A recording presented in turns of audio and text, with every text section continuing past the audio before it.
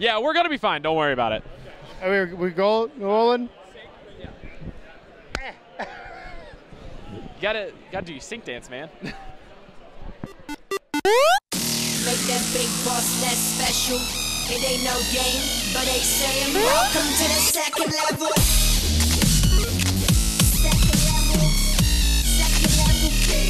Second level.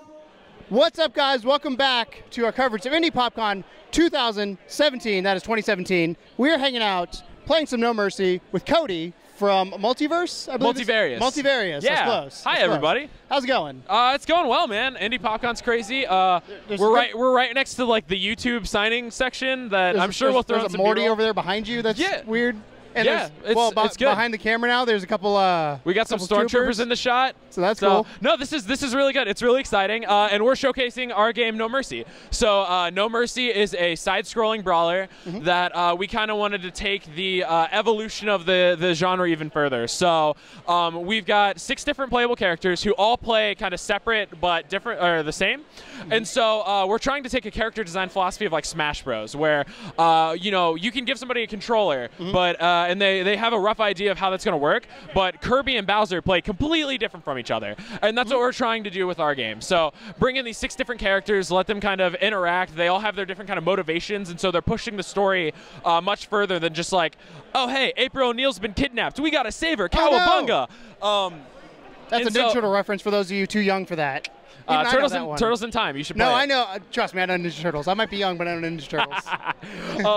But yeah, so we're trying to do a bit more than just the standard, like go chase the MacGuffin, go to level, and here we go. So you want to tell us? So these are the characters here. Yeah, totally. Tell us a little bit about each, if you can. Totally. So this all kind of started out with one of our characters, Elliot, right? So our concept artist is a kind of streamer. She does a lot of art streams and kind of educational streams, and she was fake mad at somebody one night and was like, you know what, I'm gonna kill you with my bare hands.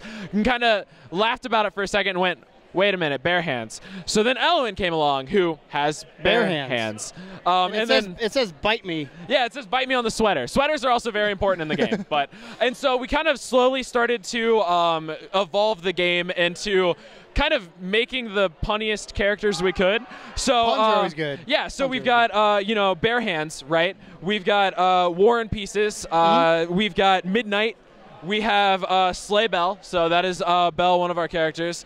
We have Raise Hell or Raise the Dead. And then finally, one of our personal favorite is we have Party Foul, who is just a crazy, crazy guy. Something about that, just like, he looks like he's nice, but wants to murder me at the same time. I don't know if it's the blonde going on. It's like blonde and calming. It's the blonde and like the pink wings that kind of bring it's like, you oh, in. You're nice, but then you look at the face, you're like, I'm gonna die. Yeah, and then the crazy chaos powers that make you go, oh, okay, I should probably go away. Run away from this. But yeah, so those are kind of the rough of our characters. I know that we got some B-roll, so I'm happy that that's kind of have that up there playing right now. He knows what B-roll is. So question for you. The first thing that drew me in when we were walking by here was the art style. Yeah, for sure. Talk a little bit about it, because it's cel-shaded, but it's not, but it kind of is. So we're super happy with our art process here. So we're doing something sort of similar. I think Bastion did something kind of similar, where Great game, by the way. we actually have our 3D modeler, Laura Lee over there, who is just standing. Hi. So we have. Like, come in. You can.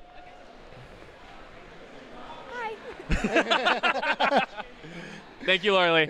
So Laura Lee goes in and actually 3D models all of our characters. And then we actually use a cool process of exporting them into a 2D sprite sheet. So we have this kind of cool, all of our characters look 3D, but we're still a 2D game. It's still 2D flat sprites everywhere. But that allows us to kind of go through, and we have these sprite sheets, we have these basic animations, and then our concept artists can then go back and kind of draw over them and make little changes to them and stuff like that. So instead of our artist having to hand draw all of our assets, we have a cool little pipeline to make these interesting looking characters pop from the environments, and then we have completely hand-drawn back screens right now, which are gorgeous. Yeah, gorgeous. So it's nice. It's really nice. So I really like our art style. Our goal and our concept artist goal, who's actually the project lead, she was very much like, I want to make it feel like you're playing a painting, and I'd like to think that we're getting there. I think we're close. Yes. Yes. Yeah. Yes. It was it's one of those things where we talked a little bit yesterday about it, and I felt like a lot of people see an art style and try to copy it exactly. So I use the example of Wind Waker. I feel like a lot of developers go for that Wind Waker feel 100%.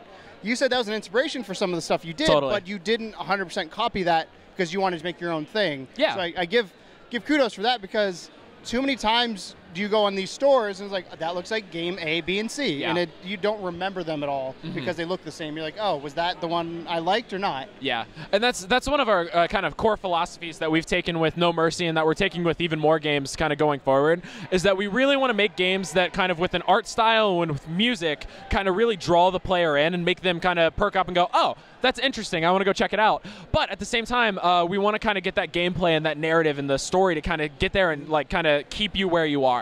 So kind of pull them in with the art, make it look really pretty, and then just hit them with awesome gameplay. Which they did. Yeah. So talk about unique. We talked a little bit about AbleGamers, and we talked a little bit about the accessibility. Yeah, for sure. Some of your characters are based on people with accessibility needs. You want to go about A, how that happened, and B, who they are. Yeah, so I can talk a bit about like kind of who they are and kind of our evolution. So for those of you who don't know, the AbleGamers is a charity based out of the Washington D.C. area, the Virginia area. But we support them a lot. You should go check them out. AbleGamers.org. Awesome, and they also have a small contingent in Columbus, Ohio, which is where we're from. And so we kind of work very closely with them and really like their team. And when we started creating our game, we were like, okay, what kind of interesting things can we do? So we actually have two characters who we're working very closely with the AbleGamers with. We have Elliot, who kind of has he's lost a limb, he's lost his arm, and it's been replaced with this golem arm. So a little bit of his story is like dealing with the fact that, hey, I have this prosthetic, and I need to adjust to that. I need to get used to it. How to use that? Yeah, how do I learn how to use that? So that'll be a part of his story, is just kind of getting over like, you know, this use of a prosthetic. And then actually our character over here, Orion, he was born deaf. And so more than anything, it's not really much of a. We want to make sure that it's not a defining trait. No, right? He's not it's the just deaf part character. of that character. So exactly, it's part of the character. It's like Overwatch. I think when they came out and said, "Hey, Tracer's gay." Cool, that's just who she is. Yeah, exactly. And so it's more of trying to do interesting and cool things to kind of support and represent that community. Yes. So it's you know, hey, we had somebody who commented and was like, I love the design of Orion, and our first announcement that he was gay was actually that he was he was deaf, was that he signed back thank you to the person. So she made a quick little GIF and it says thank you. And so we've been working with the AbleGamers, and they've connected us to various communities to kind of be like, okay, cool, yeah, this is awesome. You know, this is something interesting. Right. You want to represent the community. If we're going to do it, we want to make sure that we do it right. So that's kind of where we're going. So yeah, shout out to the AbleGamers. They're doing cool stuff. Love those guys. We support them a lot. Their website's right there. Probably. There is the link in our description that takes you to them for where we're supporting them. So do it. Last question: platforms. Where can we find your game? It's a good question. Currently, you can download our demo that we've been showcasing all day at Indy PopCon. If you go to multivarious.com/nomercy, you'll be able to find a link to our itch and our Game Jolt page. Is it Windows and Mac, or just Windows only? Windows, Mac, and Linux. So you hear that, Tom? Windows, Mac, and Linux. We're Mac people. Perfect. So. Yeah. So we've got all three. We've tested Windows and Mac really intensively, and we actually have one of our sound designers likes to use Linux, so he's been able to kind of test it and get it running. So makes me happy. Yeah. Currently, you can download the demo Windows, Mac, and Linux. We have only promised a Steam release so far, and we're looking to work with different kind of console manufacturers going forward to see what we can do. But you want to get the game out. Yeah, we want to get the game out. Porting is hard, so we're gonna focus on making sure the game is really good and really good for Steam, and then we'll move forward and try to see what partnerships we can establish then. So where can people find you, the game, Twitter, website, all that kind of stuff? Totally. So if you go to multivarious.com, that's where most of our stuff lives. Do you want to spell that for them? Yeah, multivarious. There you go. .com.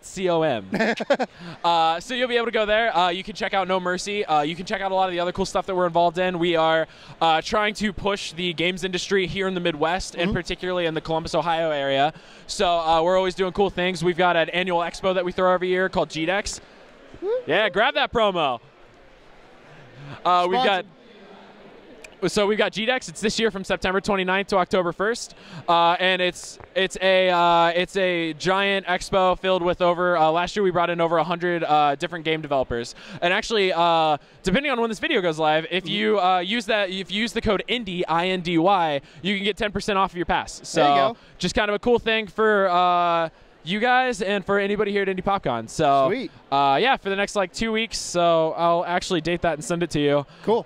You'll be able to use that code and get a discount. But yeah. Cool. So come check that out. Check out No Mercy. We're on pretty much every social media platform as Multivarious. No Mercy also has its own Twitter at no_mercy_game.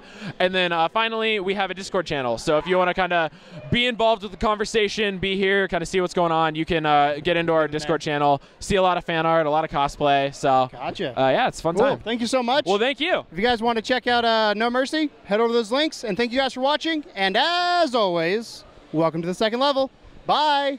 Tom punches the camera. No game, but they saying welcome to the second level.